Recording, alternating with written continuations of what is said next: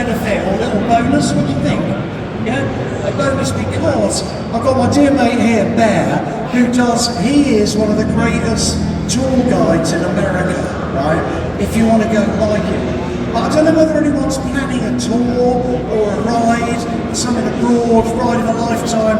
I thought it might be quite good to get a quick heads up from Bear, just any advice if you're thinking of planning a holiday or trip. Is that a good idea? Oh, great. Would you welcome Bear for Orange and Black? Come on, mate. Go back. And Bear, you're nothing to do with Bear Grylls, are you? Oh, no. Oh, definitely not. Definitely not that. Oh, no. Now, let me tell you a bit of history about Bear, okay? Because we did Route 66 together, that's where we met. And then we also did the High Chaparral tour, didn't we? Yeah. Which was incredible. It's been a great time. We were going all through the Southwest, the deserts that you love. I love the deserts. Riding in the deserts is like riding in an oven. That's all I know. And I love that. But look, tell me right there, okay, because loads of people come up to me and ask, should you go and hire a bike, right, and then find your own way, let's say, to LA from Chicago, or is it a good idea to be on a tour with a tour guide? What's the difference, really? Well, okay, so you're talking Route 66 if you're talking Chicago to LA, okay? Yeah. Well, you know it well. You've done it twice on your own and then once with me, right? Yeah. So, the best part is knowing where it is. That's the hardest bit. There's 3 original alignments of Route 66. There's 1926 to about mid-1930s, then the mid-1930s up until 1954, when they had the Good Roads Act and realigned it once again and expanded the motorway. So they expanded it even more. And then there's 1954 through 1984. So there's about 8,000 miles of Route 66 with the different alignments. If you don't know where it is, you're going to spend more time looking for the route than you are riding it. Okay, so that's the one tour that I strongly recommend anybody do, a guided tour. That's what makes the difference on that one. Does the navigation system not tell you or not? Well, the problem is it goes right alongside the motorway in a lot of places. Some places it's right underneath the motorway, like in Arizona. So it'll put you, if you put it in a sat nav, it'll put you on the motorway. That's not Route 66. Route 66 is right beside it. So you need to see it. Stay on it. I was on the motorway the whole way. Oh yeah. I wasn't. Not with me, you weren't. I know you weren't. Yeah, but he probably couldn't find you. Can I just tell you a quick story about Bear? Sorry, we haven't planned any of this, but we were on Route 66, right, in the deserts in Arizona. Oh God, in the deserts in Arizona, right, and Flagstaff is really high up, okay, like really high. I don't know how many are like. He'd tell you 1,000 feet. Anyway. We stop at the service station and there are these monitors on his motorbike. He's got what's called a Doppler radar, right? And he says, it's snowing up there. I went, don't be stupid, it's a bloody desert. He said, no, it's snowing, get your wet weather gear on. What? So I get the wet weather gear on, we get up there, and sure enough, he says, we're going to go on the freeway because you can ride in the tracks that the 18-wheelers have made in the snow. We're not going on 66 because we'll fall off, right? So we go up, I think he's talking absolutely, if he took his trousers down, I could hear what he was saying. And we go up there, right? Suddenly, boom, and it's hail rather than snow. I promise you, on 66, it's yay deep, right? And on the freeway, sure enough, you can ride through where the 18-wheelers have been. And actually, it's quite funny. I always ride second to him. He was first. I saw him sideways. I thought, great, he's made a nice path for me now. But the bottom line is that if I'd been riding that on my own, what do you call it? Self-hire, whatever. Self-guided. We have a self-guided tour. I'd have been in a lot of trouble. But because he knew it and he knew the road, and he's done Route 66 about 130 times, haven't you? Yes, about 130. But be honest, I stopped counting about 120. Yeah. So I've done it since then. So That's I've done just the really route on a bike about 130 odd times now. So would you say that, because I think that's important, that you were a guided tour, I felt safe, everyone got there safe, and that's the key. A lot of people think of guided tours that you know, you're riding really quick and all that kind of stuff, and I won't be able to keep up. That's nothing the case, is it? It's all about safety. No, well, it's about safety, but it's also about actually seeing and experiencing it.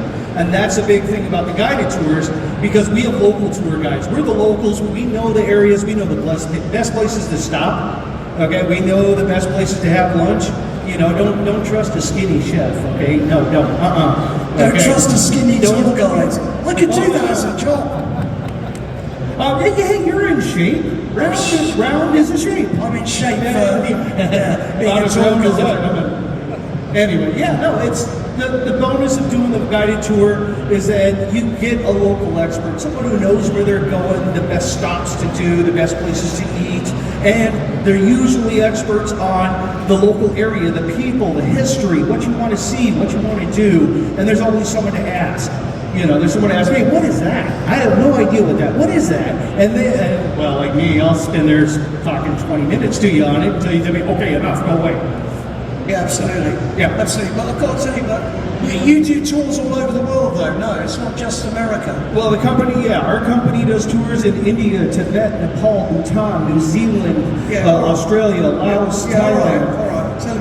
Yeah. Hey, look, has anyone got any questions for our bear about anything, or me, or anything, or no, please? Anyone? Question? Just one, two, anything? I do marriage counselling if anyone's got any problems with that. Steve is a trained therapist. Yeah, in that case, I need you to come to the house. Life is kind of mad. I'm going for a Yeah. while. Hang on, Sorry. hang on a second. Okay. Hang on a sec, man. Don't run off. We got a question. I love your hats. How many have you got? What was that? How many hats have I got? How many hats have you got? I don't know. He wears a lot of hats. He does television presenting. Is that stages. metaphorically how many hats and how many jobs he does? Because if it's about how many hats he wears, he's got about 3 or 4 sheds at home. At one minute you're in shed and buried, and then you're doing something else. And how many sheds have you got actually? 13. 13 sheds. I want the 14th, but the wife, she wants some new curtains. Does So she? I'm in a bit of an issue there. Do you reckon she comes out and counts them though? Would she know? No, she doesn't come out. Down the sheds. All right, we'll put one up then. Oh, we are. All right, okay. Yeah. She needs her own shed. You need to get her one so she can get away She from doesn't you. need her own shed, I promise you. Hey, look, you know, for me anyway, you know, sheds are where the home is. I mean, yeah, a lot of people sort of treat their success in life about what sort of house they've got or boat or whatever, but it really is how many sheds you've got, isn't it? Absolutely, without question. Yeah, absolutely. It is. I mean, I wrote that book, Life Changing Magic of Sheds, and definitely it is for me anyway. And I think it's, hang on, there's a question over here, I'll just wander over. But the bottom line is that in a shed, it's very personal, right? You've got to suss out the person before you invite them in. With the house, any old person can knock on the door and come in. Do you know what I mean? But with a shed, you go, oh, this bloke's or this girl's all right. Do you want to come and look at my shed? The weirdest sheds, man. I've seen some really weird stuff. This guy said, well, Henry, I like you. You want to come and see my other shed? I went, all right. Can I bring someone? No, you're all right. Come on. Like this. I walk in. This guy's got a shed full of Daleks. Right? Big ones, little ones, remote control ones. Very strange. But he's got a shed, man. Rock and roll. Who's got with the question? Here you go. 2 questions really. How many is in the group when you go Route 66? And how many mates should you take within that group? Do you hear that, man? How many bikes in a group? How many people normally on a group? Normally we average about 10 to 12 motorcycles, but we have a maximum of 15 per tour date. There's other companies that'll say, oh yeah, we got 15 bikes per tour, but per group. But what they don't tell you is that they got 2 or 3 groups on that same day, separated by a half an hour. So you get tangled up with a group of 25, 30, 40 bikes, separated by a half an hour. We limit it to 15 motorbikes per tour date. Okay, so you get a smaller group, you get more one-on-one attention from the tour guide, the support guide, and you get it's a lot more fun. So it's 15 bikes, full stop. And how many spares when they break down? We have a spare bike. We have a spare bike on the trailer that's pulled by the support vehicle. So if there is a problem, then we're able to just swap out the bikes until either I mend it or we get it to a dealer and get it mended. So there's a lot of times I've been sitting in the car park at 11 o'clock at night swapping out a starter on a bike. Yeah, I know. I think I've been there with you. Hang on, there was one more question as well. As a group, how many would you expect one group to be within the 10? Is there an optimum? Sort of like mates. If you, I mean, I haven't got enough, but if he's got 5 mates, can he bring them as part of the tour? Yeah, and actually we will do a group discount for that too. So if you're able to bring, I believe it's 6 or more mics, then we'll give you a discount on a group. So yeah, get all your mates together, come on Just over. save money. Ask a question, save money. Easy as you like. Hang on a second, here we go. We're rocking now, lads and lasses. Hi, when's the best time to go to North America? That's a good question. Depends on when you're going or where you're going. Okay. For Route 66, I usually recommend May, June. It's a bit cooler. The desert hasn't heated up to 40 plus yet. So going through the Mojave Desert, it gets 42, 43 in the middle. We don't even do a tour in August because it's just too hot. It's dangerously hot. But then we do one in September. So I recommend May, June, or September to do Route 66. But if you're going to do the Deep South, like our Live in the Deep South tour, you want to do that in the early springtime because you go down there in the summer, it's what we call muggy and buggy. Okay, it's 38 and 90% humidity. It is torture. Okay, it's worse than the desert actually because you sweat, it don't evaporate, it doesn't cool you off. So I would recommend doing that. Southern California, Arizona, stuff like that. You want to go in the late fall, almost early winter, October, November, because then the desert has cooled down to where it's not 45, it's more like 30, 35. And that's after the monsoon season, so everything is in bloom, everything is green, it's really pretty. So that's the time you want to go. So it depends on where you're going, what time of year. So, yeah. You can go anytime you want then, basically. Right, hang on a second. Here we go. Yeah, I've got 2 questions. How long does it take the full tour, do the whole of Route 66? Okay, we do it in 15 days. We start in Chicago, beautiful, amazing town, Chicago. So we start in downtown Chicago. We're one of the few that go right to the start marker of Route 66 at Adams and Michigan Avenue, and then we take it all the way across. We got 6 days of riding, then we take a day off in an amazingly beautiful town of Santa Fe, New Mexico. So you got a day off the bike, then we get another 6 days of riding to get to LA. So all together, and then you have a departure and an arrival day. So in total, it's 15 days. So, but that's a minimum. There are people that have done the self-guided, and they'll take 3 or 4 weeks to do it because, like I said, there's like 8,000 miles. There's hundreds of things all along the way. That's Americana. It's the advent of pop culture in America. So there's lots of things to see along the way. And the one for you, Henry, is, I may be wrong, but you've never done anything on a Triumph Rocket 3. Yeah. Why? I just wondered one again. I have ridden one of the new Rocket 3s on a show, but I've got to be honest with you, I really want to do a Rob North triple. I want to restore one as well. So look, we just got to bide our time. You know, everything comes to he who waits. Have you got one? Have you got one for sale? A Rob North? Oh, no, I haven't got one. No. Well, perhaps we should talk after. No, this All right. is the big Rocket 3 you've got, the 1800. Oh, right. The big one. 2.5 litre, yeah. Well, I've ridden the new one, the single side swing on one. Beautiful. Is that yours? I've got the black version, yeah. You would have, eh? You'd have the good. Have you got one? No, okay. All right, I love them. I think they're fantastic. I rode one with Alan's Viper. Yeah, because I rode a red Rocket 3 with his Viper, and I still felt like I was on a moped. I actually was last year, had one at Brands Hatch for a day. Did you? Big Rocket 3, new one, and basically it's left big grooves all around Brands Hatch where the footrests were dragging on the floor and everything else. But really talking, down the main straights and things like that, you're blasting past all the sports bikes. I dream of that. Doing that? They're just to scrape me pegs. All right, okay. Just one day. I could do it on my C90. Yeah. Yeah, with If you difficulty. put a few more kilos on, they will drag a bit more. See? All right, Steve, thank you. Hey, look! Okay, any more questions? How are we doing for time? We all right? You've got another 15 minutes, really. Oh Yeah. shit, okay, that's fantastic. So is there any more questions? If not, I'll just talk crap Is for there 15 anyone on minutes. the left-hand side? Over here. Careful, he's sneaking up on you, Henry. Will the current political situation in the States have an effect on your business? On my business. His business. On my business? His business. It won't have.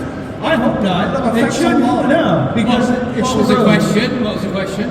The question was, will the current political situation in America, and he's talking Trumpage, I think, have an effect on Bear's business? I hope not. I hope not. And it doesn't matter anyway, because it's two wheels, the motor, and the road, mate. That's what matters. Two wheels, the motor, and the road. It might do if you're non-binary. Final. What are we talking computers here? What? Final. Final. No, it's because Trump has decided that there is only a male and a female. There's nothing in between, which I know you're tending to be a bit in between. I don't need it. Okay, all right. I'm very happy. I don't care. I'm me, and I'm happy. Anyone else got any questions? Come on. As you've got so many bikes, you've probably never seen all. Any chance you could do one program, all your bikes here, and tell us about it? You're on. I will if you want. I mean, it might bore you, because I can go on, as you know, for a very long time. But we have got a nice selection. The trouble is that ones come in and out the whole time. There is a core of ones that I'll never sell unless I get the right price. But, yeah, we'll do that for sure. Definitely do it, mate. Absolutely. Hang on. A question on the Trabant you were talking about. Trabant. With the wheel fell off. Yes. My brother sold it. I did all the work on that. Party, my brother sold that to me. Oh my God. You say you did the work on it? He did the work on it. Yeah, okay. Right, So- just remind me not to bring my car around for a service. That is hilarious. Or my bike. Yeah, the Lambretta flies. Hopefully you didn't do any work on that. I did a little bit of the Lambretta. Did you? I did. It's going into H&H auctions. See you later. That's great. No, it does ride really well. I have to tell you with the Trabant, all right, okay? Yeah. Well, I tell you why the wheel fell off. I had to fake up, right, Fuzz and Guy and Alan in the car to do some aerial drone shots because they weren't there. So we put furry hats on Ed, especially, who's my technical guy. Ed is massive, right? And he was sitting over the rear wheel. And so we're gunning along. I brake quite heavily to turn right, and the rear wheel on his side fell off, right? And he just goes, I think I might have caused a problem. But bloody right you have, mate. Anyway, but I could still drive it because it's front wheel drive, dragging the wheel. Anyway, I'll have words with you after. Coming up, that new series, March the 3rd, Shed and Buried, stars classic cars, that starts, March the 3rd. The interesting thing is it's a series of 10. I've filmed 5 of them. So I've really got to get on with it. From Tuesday. There's a fella on your right here, Henry. Just a question about the tours. On the Route 66, what sort of mileage and times do you ride during the day? Good question. During the day, we average about 250 miles a day on average. Some days a little less, some days more. We do less in the desert when it's really hot out. And there's a couple of 300-mile days, but we try and make it fun. We make it enjoyable. It shouldn't be some endurance trial, And we're on the original Route 66. I've been doing it on the motorcycle for 20 years now, and I've been doing it in general as a tour guide since 1996. So I know it well. So we're on the old road. So we're cruising along at 50, 55. We're not banging by it at 90 on the motorway. That's not the way to see it. You're there to experience it.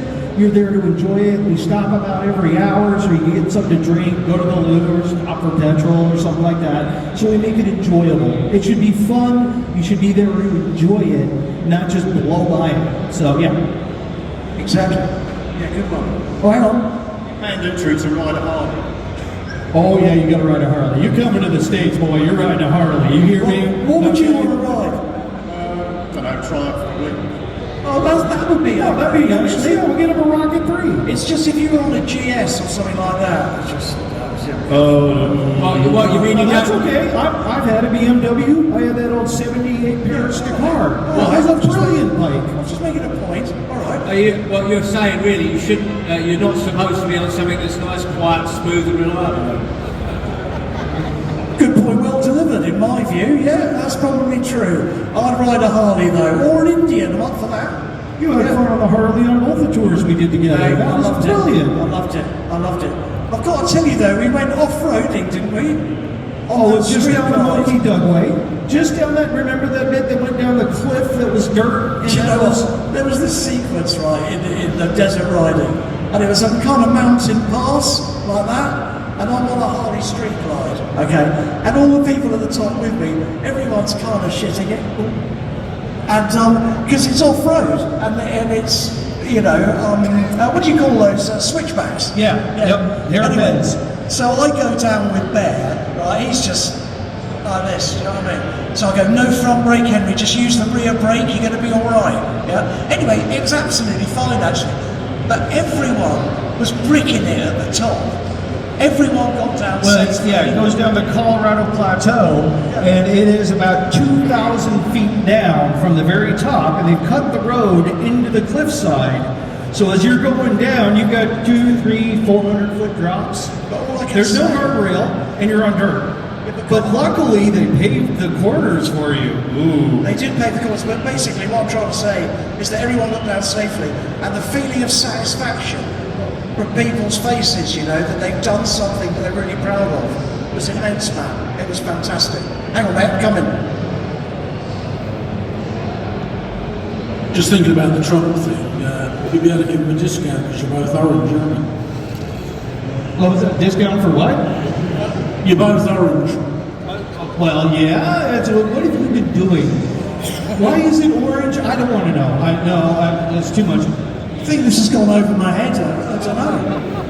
Anyway, yeah, look, anyone else, quickly? I think we're running out of time. Come on, hang on, mate.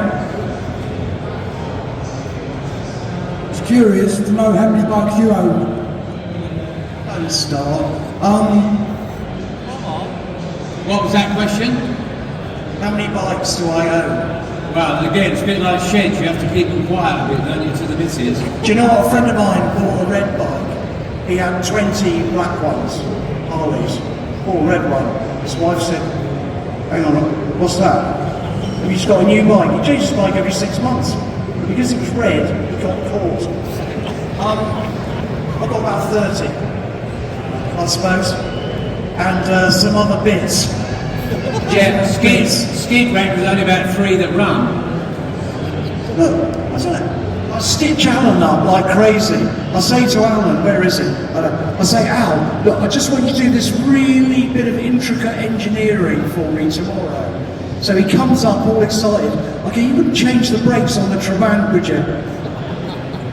So, yeah, no, they do run, but I just never get time to really ride them. You know, I'm riding other people's bikes generally, you know? Yeah, so I'm afraid to say, I've got a few, but hey man, you can't take it with you, can you? Do you know what I mean? And we have to grow old disgracefully, honestly. I'll ask you about men's mental health. You go out on your bike and you've got friends,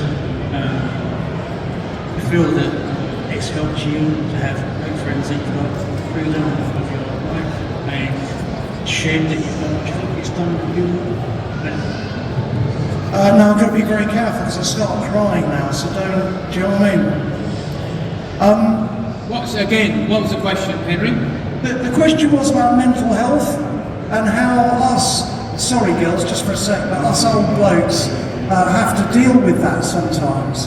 And for me anyway, the camaraderie within motorcycling, the camaraderie within motorcycling, the people who are around you at any one time. I think as we get older, we need to have a safer place to be. Yeah? I don't want to go out and meet loads of people. I want to stay in my shed and be with my mates. Do you know what I mean? And Skid over there, look at him. I mean, he looks like he's been dragged out of something. he saved my ass. You know, he genuinely saved my life.